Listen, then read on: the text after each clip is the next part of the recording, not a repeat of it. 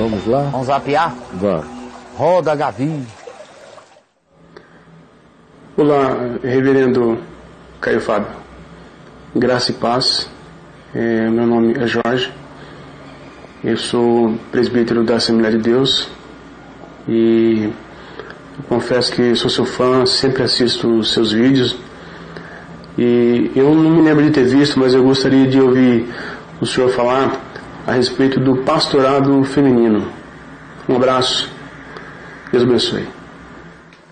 Ei, Jorge, querido, sabe por que hoje em dia eu não falo sobre isso? Porque eu acho que isso para mim se tornou uma questão vencida no meu coração há uns 40 anos atrás. Isso deixou de ser uma questão para mim.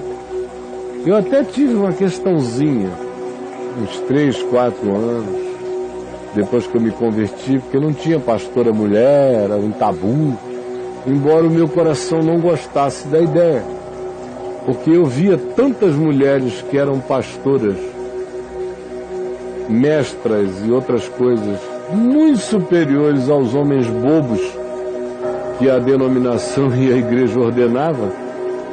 Eu via mulheres muito mais sábias, muito mais sensatas, muito mais ponderadas, a quem eu considerava muito mais pastoralmente, como mães, como esposas, como senhoras na comunidade, mas que eram as verdadeiras pastoras no dia a dia.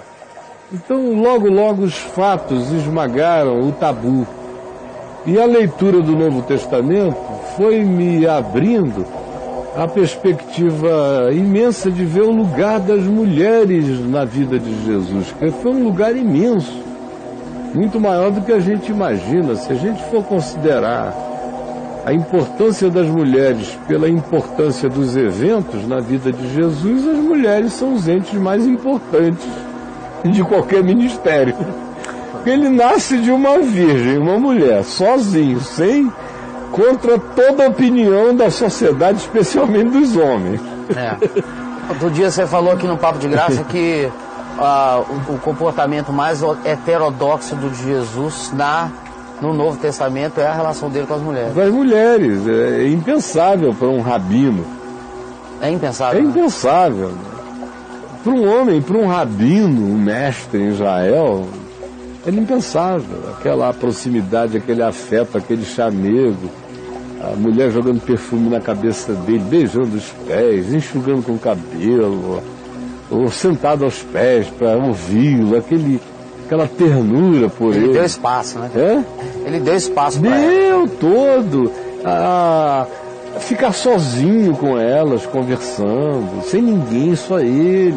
Claro. Ele com Maria, ele com Marta e com Maria, e dormir na casa delas, e os discípulos que se virassem. Como a samaritana com quem ele ficou conversando ao meio-dia, os discípulos acharam estranho uma mulher tão linda, tão gata, e ele conversando com ela, e ele não deu a mínima, ele não se explicava, não dizia o que estava falando com a pessoa, não, só depois. Só quando os fatos contavam a história. E se for considerar de novo por importância, quem são os únicos que ficaram ao lado dele na cruz? É verdade. As mulheres. Quem é a primeira testemunha ocular da ressurreição? Maria Madalena. É muito idiotice.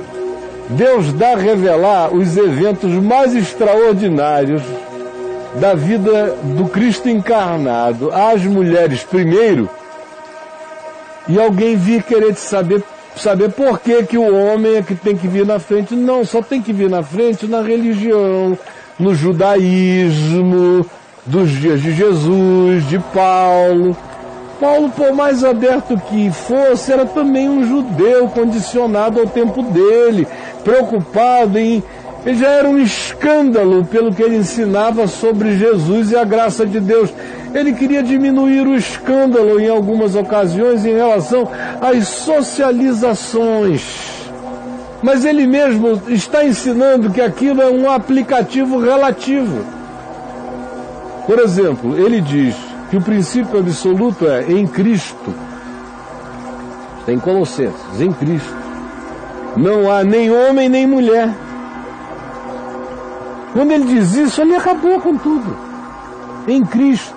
Se é para estar em Cristo mesmo, sem barganha com ninguém, com nenhuma cultura, com nada, não há nem homem nem mulher, tanto quanto não há gente liberta e gente escrava.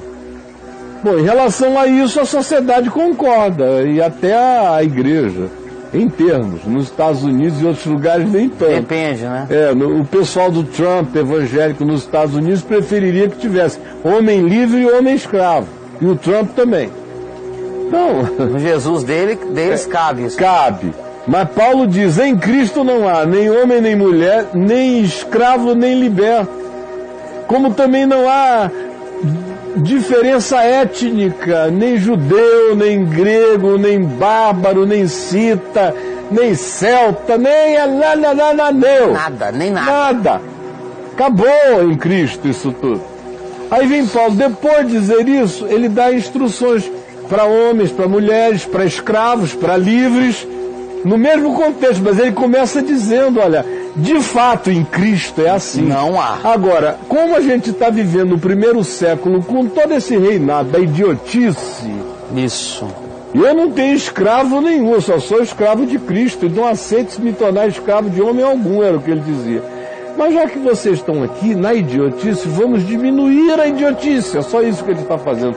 Ele não está criando princípios, ele está fazendo aplicativos relativos para lidar com a circunstância idiótica. O princípio já foi dado. Já foi dado, não há homem nem mulher. Não há homem nem mulher. Agora, sem falar que para Paulo, essa era uma história que não existia. A maioria das igrejas estão na casa de mulheres. As pessoas que ele cita, fora aqueles companheiros de viagem, que era homem viajando com homem, fora aqueles companheiros de... As que ele mais louva, de longe, nas cartas, são as mulheres. Companheira que trabalhou comigo, que se afadiga, que não sei o quê, que é contribuidora, que foi uma mãe para mim. É um monte de coisas, e mulheres, como Priscila e Áquila, onde a relação era tão mais importante com Priscila que Áquila vinha até depois. Não é nunca Áquila e Priscila, é sempre Priscila e Áquila. Eles reconhecem que tem uma primazia de carisma, de personalidade, de liderança, de atitude na Priscila. E o Áquila é um homem santo, bom, marido dela que ela ama e pronto. Mas, meu Deus, você vai negar o dom de uma pessoa só porque ela não nasceu sem pinto? Me desculpa. Me inclui fora dessa. O Caio, simples conhecimento do Novo Testamento acaba. Isso já deixa de ser questão. Não existe, ela passa a ser patética a situação. Verdade. Patética. Mas o cara talvez... Mas o Joel, querido, se você conseguir entrar aí num sebo eletrônico... no sebo eletrônico ou na Amazon, procura um livro que me disseram outro dia que ele foi reimpresso.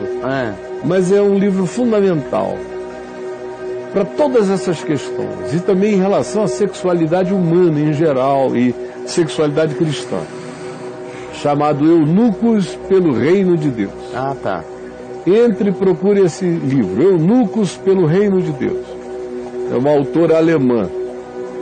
Você vai encontrar, leia esse livro, e você nunca mais, nem num pesadelo angustioso, terá essa dúvida. Está aí, Eunucos pelo Reino de Deus. Podem procurar esse livro e ler. Está na Cultura lá. Um livro foi reimpresso, então está na Cultura, ótimo, está de fácil acesso. É um excelente livro, é um levantamento histórico sobre a sexualidade cristã incomparável. Eu, pelo menos, nunca vi nada melhor antes e não vi nada melhor depois Caio, do que esse livro. É um texto extraordinário, histórico, sobre a sexualidade na igreja cristã, no cristianismo, a loucura. Quando você ler o livro, você vai entender quase tudo sobre por que o sexo é tão enlouquecido no ambiente religioso e no cristianismo. E no ambiente religioso em geral. Tá bom? Beijo para você, Joel. Deus te abençoe.